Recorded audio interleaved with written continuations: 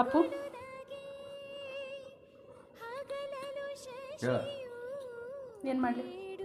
Paneer pulao. Okay.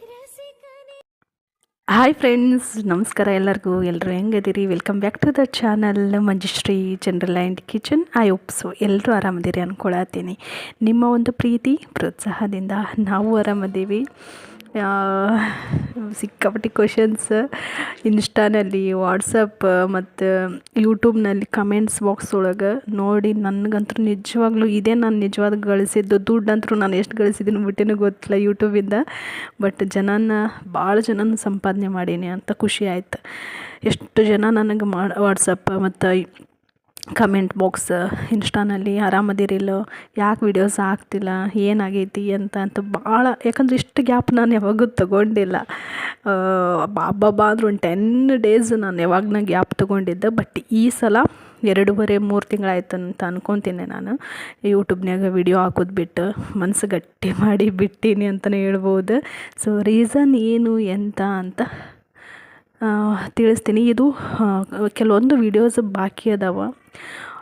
2-3 ತಿಂಗಳದಾಗ ನಾನು shoot ಮಾಡಿದ್ದೆ. ಅದೆಲ್ಲ ವೀಡಿಯೋಸ್ ಕಂಪ್ಲೀಟ್ ಮಾಡ್ತೀನಿ. ಸಾಧ್ಯ ಆದ್ರೆ ಮುಂದೆ ವೀಡಿಯೋಸ್ ಮಾಡ್ತೀನಿ, ಇಲ್ಲಾಂದ್ರೆ ಇಲ್ಲ. ಯಾಕಂದ್ರೆ ನಾನು ವಿಡಿಯೋಸ್ ಹಾಕೋದು ಭಾಳ ಗ್ಯಾಪ್ ಮಾಡಿದೆ ಅಂತಂದ್ರೆ ನನ್ನ ಚಾನಲ್ಗೆ ಹೊಡ್ತಾ ಬೀಳ್ತೈತಿ. ಮುಂದೆ ನಾನು ವಿಡಿಯೋ ಹಾಕೋಕ್ಕೆ ಮನಸ್ಸು ಮಾಡಿದರೂ ಸಹ ನನ್ನ ಚಾನಲ್ ಇಲ್ಲ ಅಂತಂದ್ರೆ ಕಷ್ಟ ಆಗುತ್ತೆ, ಬೇಜಾರಾಗುತ್ತಲ್ಲ. ಇಷ್ಟು ದಿನ ಕಷ್ಟಪಟ್ಟು ಬೆಳೆಸಿ ಒಂದು 6,500 ಸಬ್ಸ್ಕ್ರೈಬರ್ಸ್ನ ಪಡೆದೀನಿ ಅಂದ್ರೆ ಅದನ್ನು ಉಳಿಸ್ಕೊ ಪ್ರಯತ್ನ ಮಾಡಬೇಕಾಗ್ತೈತಿ. ಹಾಗಾಗಿ ವಿಡಿಯೋ ಮಾಡಿ ಎಡಿಟ್ ಮಾಡಿ ಅಪ್ಲೋಡ್ ಮಾಡತ್ತೀನಿ. ಸೊ ಸ್ಕಿಪ್ ಮಾಡ್ಲಾರಂಗೆ ಎಂಡವರೆಗೂ ನೋಡಿರಿ. ಹೊಸಬ್ರು ನೋಡಾತಿದ್ರೆ ಸಬ್ಸ್ಕ್ರೈಬ್ ಮಾಡ್ಕೊಂಡು ಸಪೋರ್ಟ್ ಮಾಡಿರಿ. ರೀಸನ್ ಏನು ಎಂತ ಅಂತ ಹೇಳೋಣಂತ. ಈಗ ನಾನು ಹಸ್ಬೆಂಡ್ ಪನ್ನೀರ್ ಪುಲಾವ್ ಮಾಡಂತ ಹೇಳಿದರು, ವೆಜ್ ಪುಲಾವ್. ಹಂಗಾಗಿ ಮೊದಲಿಗೆ ನಾನು ಒಂದು ಪಾತ್ರೆಗೆ 1-2 ಸ್ಪೂನಷ್ಟು ಅಡುಗೆ ಎಣ್ಣೆ, ಅದು ಬಿಸಿ ಆದ್ಮ್ಯಾಗ ಪನ್ನೀರ್ ಸ್ವಲ್ಪ ಫ್ರೈ ಮಾಡಿಕೊಂಡು ಸೈಡ್ಗೆ ಇಟ್ಟೀನಿ. ಅದೇ ಒಂದು ಎಣ್ಣೆ ಒಳಗೆ ಚಕ್ಕೆ ಹಾಕ್ಲಕತ್ತೀನಿ ಈಗ. ಸೊ ನಾನು ಫಸ್ಟ್ ಟೈಮ್ ಯಾವ ರೀತಿ ಎಡಿಟ್ ಮಾಡ್ತಿದ್ದೆ ಅದೇ ಫೀಲ್ ಆಗ್ಲಕತ್ತದ. ಯಾಕಂದ್ರೆ ರೆಗ್ಯುಲರ್ ಡೈಲಿ ರೂಟೀನ್ ಇತ್ತಂದ್ರೆ ಆ ಫೀಲ್ ಬರೋದೇ ಇಲ್ಲ. ಸೊ ಇವತ್ತು ಹಂಗೆ ಅನ್ಸಾತೈತೆ ನನಗೆ. ಏನಾದರೂ ಮಿಸ್ಟೇಕ್ಸ್ ಇದ್ದರೆ ದಯವಿಟ್ಟು ಕ್ಷಮೆ ಇರಲಿ. ಆಮೇಲೆ ಒಂದು ಅರ್ಧದಷ್ಟು ಪುಲಾವ್ ಎಲೆ. ರೀಸನ್ಸ್ ಭಾಳ ಅದಾವು. ನಾನು ವೀಡಿಯೋಸ್ ಯಾಕೆ ಹಾಕಿಲ್ಲ ಅನ್ನೋಕೆ 108 ರೀಸನ್ಸ್ ಅದಾವು. 1-2 ಅಂದ್ರೆ ತಪ್ಪಾಗ್ತೈತಿ. ಸೊ ಎಷ್ಟು ಜನ ಕೇಳಿದರು, ನಾನು ಅವರಿಗೆಲ್ಲ ಓಕೆ ಆಯಿತು, ಇಲ್ಲಾಂದ್ರೆ ಕಮೆಂಟಿಗೆ ರಿಪ್ಲೈನೇ ಮಾಡಿಲ್ಲ. ನಾನು ಏನೋ ಹಾರ್ಟ್ ಕೊಟ್ಟು ಬಿಟ್ಬಿಡ್ತೀನಿ. ಯಾಕಂದ್ರೆ ಹೇಳಕ್ಕೆ 1-2 ಇಲ್ಲಲ್ಲ, ಹಾಗಾಗಿ. ಆಮೇಲೆ ಈಗ ನಾನು ಜೀರಿಗೆ, ಬೇಕಿದ್ರೆ ಸೊಂಪು ಹಾಕೋಬೋದು. ನಿಮ್ಮ ಫ್ಲೇವರ್ಗೆ ಇಷ್ಟ ಆಗ್ತೈತಿ ಫ್ಲೇವರ್ ಅಂದ್ರೆ ಸೊಂಪು ಹಾಕೋಬೋದು. ಇಲ್ಲ 2 ಹಾಕೋತೀನಿ ಅಂದ್ರೆ 2 ಸ್ವಲ್ಪ ಹಾಕೋಬೋದು. ಅದಾದಮೇಲೆ ಒಂದು 5-10 ಗೋಡಂಬಿ. ಯಾಕಂದ್ರೆ ಸ್ವಲ್ಪ ಕ್ವಾಂಟಿಟಿ ಒಳಗೆ ಮಾಡತ್ತಿದ್ದೆ ನಾನು. ಮಧ್ಯಾಹ್ನ ಮಾಡಿದ್ದ ರೈಸ್ ಇತ್ತು, ಅದರಿಂದನೇ ಮಾಡತ್ತೀನಿ. ಸ್ಪೆಷಲಾಗಿ ಇದ್ರ ಸಲಿಂದ ಅಂತ ಏನೂ ನಾನು ಕುಕ್ ಮಾಡಿಲ್ಲ. ಈಗ ಗೋಡಂಬಿ ಹಾಕಿದ್ಮೇಲೆ ಒಂದು ಸ್ವಲ್ಪ ಬ್ರೌನ್ ಕಲರ್ ಬರೋವರೆಗೂ ಫ್ರೈ ಮಾಡ್ಕೋಬೇಕು. ಗೋಡಂಬಿ ಹಾಕಿದ್ರೆ ಸಖತ್ ಫ್ಲೇವರ್ ಇರ್ತೈತಿ, ರುಚಿನೂ ಹಂಗೆ ಇರ್ತೈತಿ. ಆಮೇಲೆ ಒಂದು ದೊಡ್ಡದ ಉಳ್ಳಾಗಡ್ಡಿ ಕಟ್ ಮಾಡೀನಿ, ಈ ಥರ ಸಣ್ಣದಾಗಿ ಕಟ್ ಮಾಡೀನಿ. ಏನೆಲ್ಲ ಐತಿ ತರಕಾರಿ ನಿಮ್ಮ ಮನೆಯಲ್ಲ ಅದಷ್ಟು ಹಾಕೋರಿ, ಇರ್ಲಾರ್ದೆಲ್ಲ ನೀವು ತಲೆ ಕೆಡ್ಸ್ಕೊಕ್ಕೆ ಹೋಗ್ಬೇಡ್ರಿ. ನಿಮ್ಗೆ ಯಾವೆಲ್ಲ ವೆಜಿಟೇಬಲ್ಸ್ ಇಷ್ಟ ಆಗ್ತಾವಲ್ಲ ಎಲ್ಲ ಹಾಕೋಬೋದು. ಆಮೇಲೆ ಇಲ್ಲಿ ನಾನು ಬೀನ್ಸನ್ನು ಸಣ್ಣದಾಗಿ ಕಟ್ ಮಾಡಿ ಇಟ್ಕೊಂಡೀನಿ. ಆಮೇಲೆ ಇದು ಒಂದು ಒಳ್ಳೆ ಡಯಟ್ ಫುಡ್ ಅಂತಲೇ ಹೇಳ್ಬೋದು. ರೈಸ್ ಅವಾಯ್ಡ್ ಮಾಡಿರಿ ಅಂತ ಹೇಳ್ತಿರ್ತಾರಲ್ಲ. ಸೊ ಒನ್ ಟೈಮಿಗೆ ನೀವು ಈ ರೀತಿ ಎಲ್ಲ ತರಕಾರಿ ಹಾಕ್ಕೊಂಡು ರೈಸ್ ಮಾಡ್ಕೊಂಡು ತಿನ್ನೋದ್ರಿಂದ ನಮಗೆ ಎಲ್ಲನೂ ಸಿಗ್ತೈತೆ ಅದರೊಳಗಿನ ಅಂಶಗಳು. ಸೊ ಹಾಗಾಗಿ ಈಗ ಕ್ಯಾರೆಟು, ಬೀನ್ಸು, ಆಮೇಲೆ ಉಳ್ಳಾಗಡ್ಡಿ ಎಲ್ಲ ಹಾಕಿದ ಮೇಲೆ ಇದು ಸ್ವಲ್ಪ ಸ್ಲೋ ಮೋಷನ್ ಒಳಗೆ ಇಟ್ಟಿನ ಅನಿಸ್ತೈತೆ ನಾನು ವಿಡಿಯೋ. ಹಾಗಾಗಿ ಲೇಟಾಗಿ ನಿಮ್ಗೆ ಏನೋ ತೋರ್ಸಾತೈತಿ. ಇದೆಲ್ಲ ಹಾಕಿದ ಮೇಲೆ ಚೆಂದಾಗ ಎಲ್ಲನೂ ಮಿಕ್ಸ್ ಮಾಡ್ಕೊಳ್ಳೋಣಂತ. ಈ ಎಲ್ಲ ತರಕಾರಿನೂ ಭಾಳ ಫ್ರೈ ಮಾಡ್ಬೇಕಂತೇನೂ ಇಲ್ಲ. ಯಾಕಂದ್ರೆ ಇದು ವೆಜ್ ಪುಲಾವ್ ಅಥವಾ ವೆಜ್ ಫ್ರೈಡ್ ರೈಸ್ಗೂ ನೀವು ಒಂದು ಸ್ವಲ್ಪ ಚೇಂಜಸ್ ಮಾಡಿಕೊಂಡ್ರೆ ವೆಜ್ ಫ್ರೈಡ್ ರೈಸ್ ಆಗ್ತೈತಿ. ಭಾಳ ಏನು ಕುಕ್ ಮಾಡ್ಕೋಬೇಕಂತೇನೂ ಇಲ್ಲ. ಒಂದೊಂದು ಅಡುಗೆನೂ ಒಂದೊಂದು ವಿಧಾನದಲ್ಲಿ ಮಾಡಿದ್ರೆ ಅದರದ್ದೇ ಆದಂಥ ರುಚಿ ಕೊಡ್ತೈತೆ ನಮ್ಗೆ. ಈಗ ವಾಂಗಿಭಾತ್ ಆಗಿರ್ಬೋದು, ಟೊಮ್ಯಾಟೊ ಬಾತ್ ಆಗಿರ್ಬೋದು, ಆಮೇಲೆ ಲೆಮನ್ ರೈಸು, ಚಿತ್ರಾನ್ನ, ಇದೆಲ್ಲದಕ್ಕೆ ಉಳ್ಳಾಗಡ್ಡಿ ಚೆಂದಾಗ ಫ್ರೈ ಮಾಡಬೇಕಾಗ್ತೈತಿ. ಬಟ್ ಇದಕ್ಕೆ ಆ ರೀತಿ ಏನೂ ಇಲ್ಲ. ಅದೇ ನೀವು ಕುಕ್ಕರ್ ಒಳಗೂ ಡೈರೆಕ್ಟ್ ಅಕ್ಕಿ ಒಂದು ಅರ್ಧ ಗಂಟೆ ನೆನೆ ಇಟ್ಟು ಮಾಡಿದ್ರೂ ಅದೂ ರುಚಿ ಒಂದು ರೀತಿ ಡಿಫ್ರೆಂಟಾಗಿ ರುಚಿ ಬೇರೆಯೇ ಇರ್ತೈತಿ. ಈ ರೀತಿ ಮಾಡಿದ್ರೂ ನಿಮಗೆ ಡಿಫ್ರೆಂಟ್ ಟೇಸ್ಟ್ ಕೊಡ್ತೈತೆ. ಈಗ ನಾನು ಸ್ವಲ್ಪ ಕರಿಬೇವನ್ನು ಆ್ಯಡ್ ಮಾಡ್ಕೊಳತ್ತೀನಿ.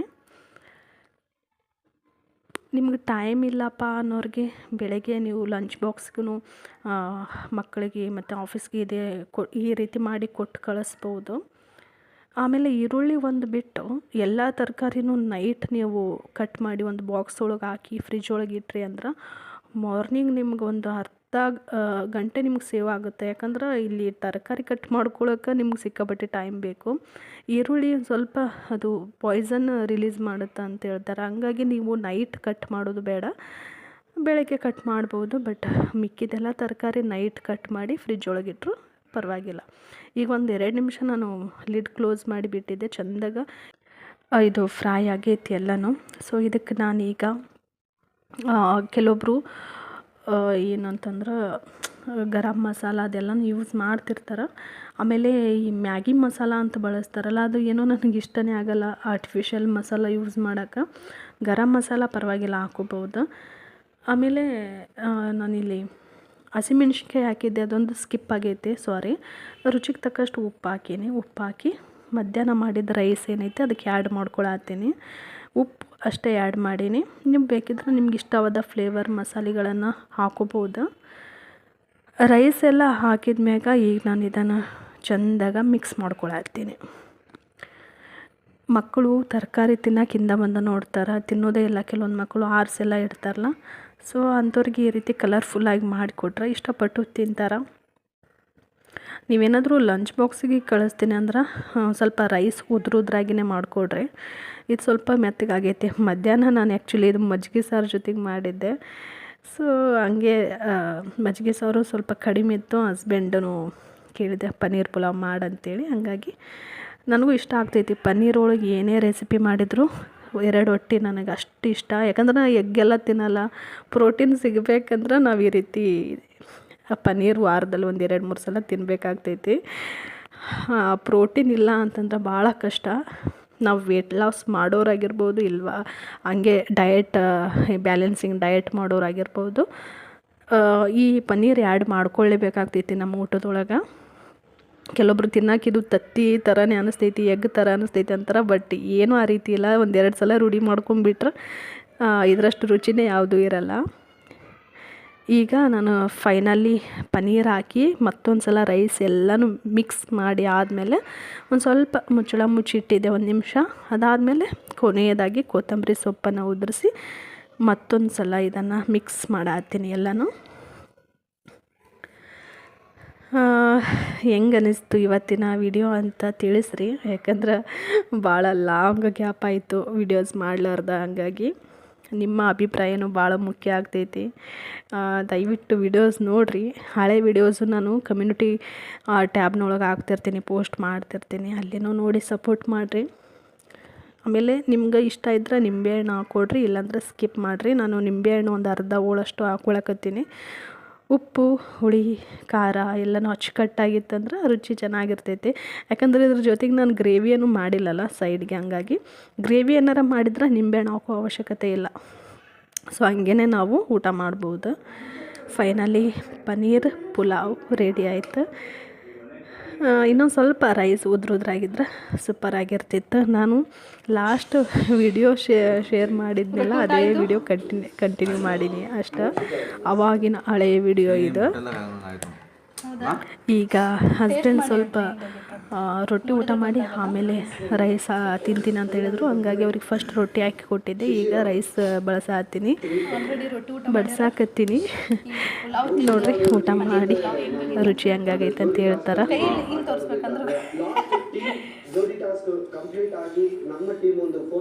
Thank you.